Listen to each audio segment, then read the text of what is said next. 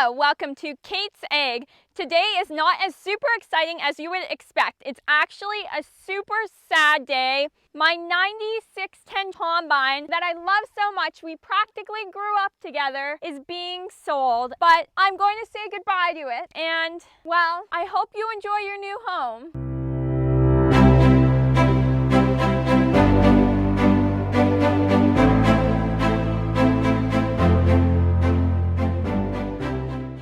This was my first ever combine that I've ever driven and was my combine for my first harvest, which was 2 years ago when I was 15 years old. And now our time together has come to an end. It's going to a good home. My 9610 combine has been incredibly reliable. It's such a good combine. I can't even describe it in words how great of a combine it is. It's pretty old and it's never broken down. Well, except for the last day of the first harvest when the wheel fell off. But that's kind of a whole nother story. Well, maybe I'll say that because this is our parting video and my last moments with my amazing combine that my dad just sold. Oh my gosh, it'll be okay, I know it will. Now I'll tell you about the day that the wheel fell off my combine. My 9610, my great combine, and I just kept going. I didn't even realize it fell off. It was this exact wheel that fell off, and I'll insert some pictures here of what it looked like. So you may think, oh, the tire just fell off. You still had a rim. Nope, the whole thing fell off. A bearing broke back here, and all that was left was a metal part that sticks out from this green part. And it's kind of inside this casing, you can't see it. It was the last day of the 2019 harvest, my first harvest ever. I'd gotten through the whole thing without one breakdown when all of a sudden we're in a spring wheat field and we're straight cutting it with the big headers, the 30-foot headers, and I'm cleaning up a part between two coolies. I feel this big bump like this. It was really weird. I thought I ruined my header. I was a little bit nervous. I pick up the header and turns out it's perfectly fine. So I thought, wow, that's kind of good. I keep driving and then I make a loop to go and start my next row, a little turn, and I see this tire in the field.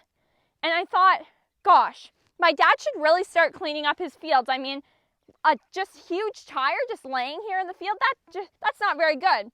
So I stopped the combine, I went to call my dad, and my phone was dead, and I didn't want to tell him on the radio that he really shouldn't leave a tire in his field, so I just decided to keep going. So I make my turn, I start my pass. I noticed my steering, it usually makes a ch-ch noise. It didn't make that noise anymore, so I thought that was a little bit weird, but nothing to be too concerned about.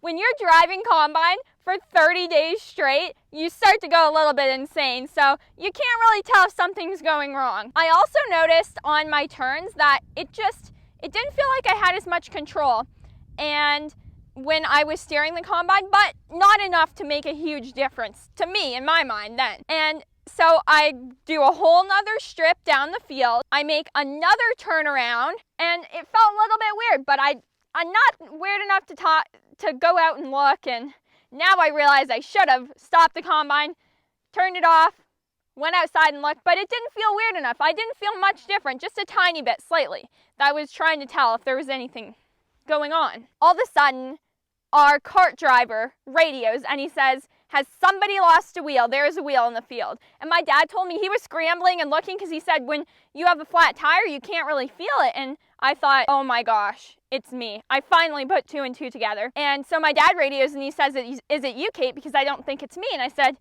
I think so. So I said, do you want me to just pull out of the field? He goes, no, you gotta stop the combine. I said, okay. So I just stop it and I get out and it turns out that my whole combine's tilted over and I've been dragging my combine over 3 football fields in length. It was insane and just gave it more power, gave it some more gas. I ended up not doing too much damage because if you drive a combine like that, it's potential that you could hit a rock and start a fire, which was a very dry day, and my grandpa had said earlier, hopefully there's no fires that go on today because we were next to a neighbor's field. And also, you could damage kind of this inner part of the combine here where you would attach the wheel again, but none of that was damaged. I was super lucky. my combine is just so good. We actually still ended up finishing harvest that day with only 2 combines harvesting. And it took a couple of days to end up fixing this combine, getting the wheel back on it. And my dad said, well, you should really finish the 2019 harvest with your 9610. And I said, yes, I should. So the little passive wheat that was left in front of it that no other combines could get, because I left this combine right where it was because it needed necessary attention, there was still some wheat left. And I ended up picking it up and driving it all the way home back to about where it's sitting right now. Except I didn't quite get that far. I was on a little bit of a downhill slope, nothing major, and all of a sudden I feel this huge bump. And this time I know something's wrong. It's not a maybe, I know it's wrong. And it was my front right tire completely blew out. It was crazy. And I got out and looked at it, and I'll show you a picture of that too. It was completely ripped. So it was this tire right here. And as you can tell, these are much bigger. They're taller than me, and I'm 5'2", so that's really, really big. I definitely felt that one. So I radioed to my dad and I said, there's something wrong. He drives up and he's like, wow, there is definitely something wrong there. And it ended up bending this rim, which you can't get a new one for. So he had to have someone come out and try and unbend it. It was crazy. It really was a crazy first harvest experience, having had no breakdowns and then one wheel fall off and one tire completely blow out as I'm driving it.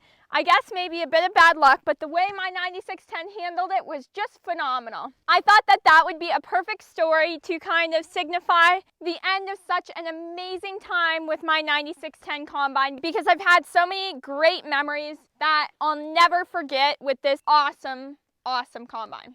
Now I'll give you a walk around tour on the outside and the inside of my 9610. So here we have the wheel that I was talking about that fell off, and then the John Deere logo, 9610 Maximizer. There's the auger. Here's the ladder that you climb up to get on the combine, and then this is the pickup header. So this is mostly what we use on the farm. We have our wheat swathed first for 2 reasons. One, we have a bug called sawfly that eats the stems of the wheat, and also when you swath your wheat and cut it off all at once, it dries all at once. So you don't have to worry about there being a green spot in the wheat. These pickup headers are what you use to pick those swaths up. So this is about 15 feet, this header, and this is just what it looks like. The header is a 914 pickup. Then here's the other side of the combine. That's the cab right up there. This is the wheel that completely blew out.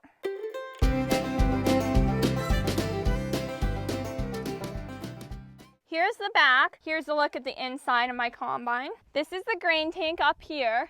I'll also start up the combine for you, which will be super exciting and great to just remember the good old times with my 9610. All right, so this is the inside of the combine. I'm sitting in the driver's seat right now. This is my steering wheel. I've got a little button here to push down. Right here is what I call a combine tooth, but because I mean, it looks like a tooth, don't you think? But it's actually called a section, and this is the blade that moves back and forth super fast and cuts off the wheat. Here's the buddy seat. I've even got air conditioning, which is super luxurious. My grandpa was telling me stories about when he farmed. He didn't even have a cab, let alone air conditioning. Although I don't use it often, I do really like it. You have neutral, gear 2 and 3. So when you're roading down the road, that's usually when you'll be in gear 3. It's when you can go the fastest. I think, if I'm remembering correctly, this combine can go about 19 miles an hour. And you combine in gear 2. That's what that lever is for. I definitely can't wait for harvest. I'm very excited, but I'm very sad that my 9610 won't be joining us because it's found a new home. Oh, it's so terribly sad. But I know it will be okay. Well, at least I hope it will be okay, and I hope my 9610 enjoys its new home. Here I have my turtle and rabbit. So this is my throttle. You turn on your back of your combine, which is the part that will separate the wheat from the chaff, which is what covers the little wheat kernel. That's what separates it, is the internal parts of the combine. And then this is what picks up the wheat, is the header. So this turns on the back of the combine and this turns on the head. I'll have it in turtle speed, turn on the back, then front, and you always run your combine in rabbit speed. So you'll have a bunch of alarms going off and then you turn it on rabbit.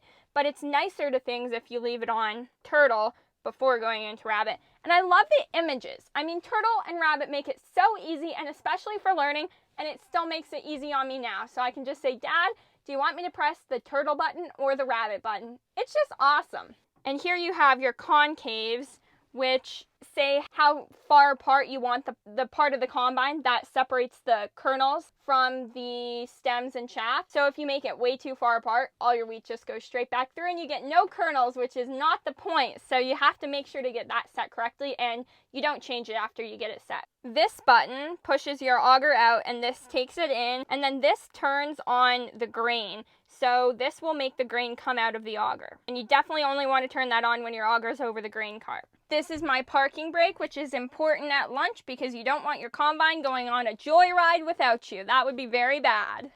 This is the grain tank, so I have a little window here that I can see how full I'm getting. And as you can see inside it, that's what it looks like. It has a little ladder if you need to go in there, not when grain's in there, but when it's parked. And then I've also got a little basket here that I can put window cleaner or stuff like that. That's important if your windows get really dirty during harvest. I've also got my fan and temperature here, and one of my favorite parts, the radio. I do love talking on the radio, although you can't talk too much because it's very important that other people can access the radio if there's a fire or something wrong with their equipment.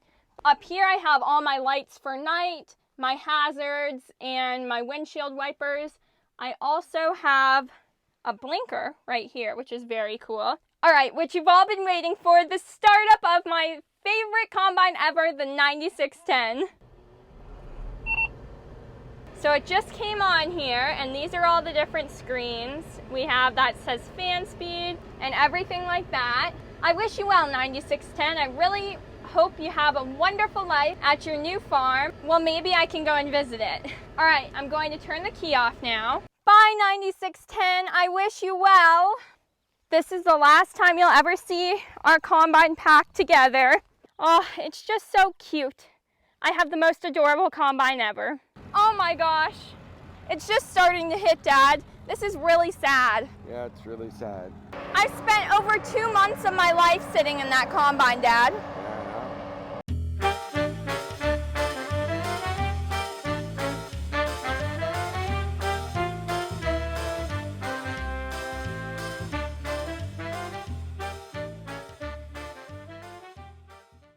Dad, I'm really sad you sold my combine. Yeah, it's just sad, isn't it? Yeah, it'll be okay, Kate. I'll have some bins for you to sweep out, you know, so you won't be lost at harvest. You'll have things to do.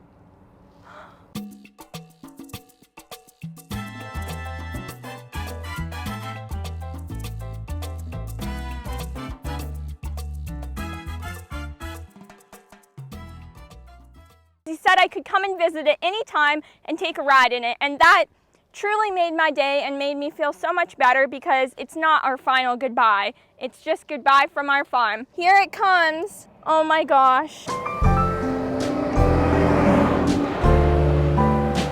combine I drove for so long is now gone.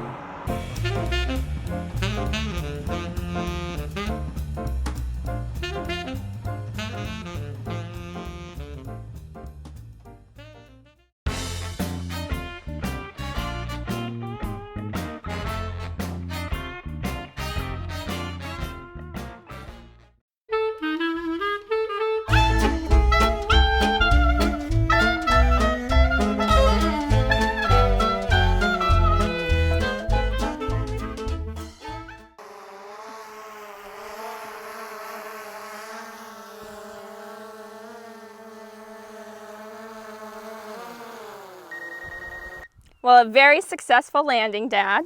Well, Dad, I'm super sad you sold my combine. Too bad. Life goes on. So I bought it in 2000. It was a 98 with 600 hours, which is the newest combine we've ever had, that I remember anyway. And so it's a good combine. It's just, you know, getting some time on it. And so, you know, and these other ones are bigger. They go a little faster. And so it spreads things out more, too much, because the cart has to go way back to get somebody.